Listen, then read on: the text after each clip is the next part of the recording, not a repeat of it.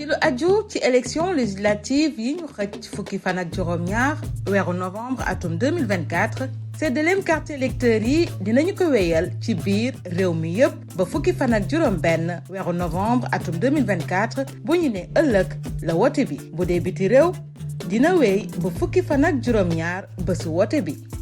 ñi mu yitteel mën nañu wéy di jëli seen carte électeur yi ci commission yi autorité administrative yi taxawal fukki fan ak ñaar weeru octobre atum 2024 ci préfecture yi sous-préfecture yi mairie yi bu dee biti réew ci ambassade yi wala ci consulat yi.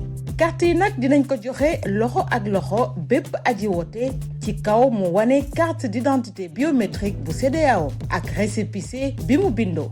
bu fekkee récépissé bi mu bindoo dafa réer aji wote bi dafay siife benn déclaration ci ngor ci kanamu commission bi. sama carte sama baat.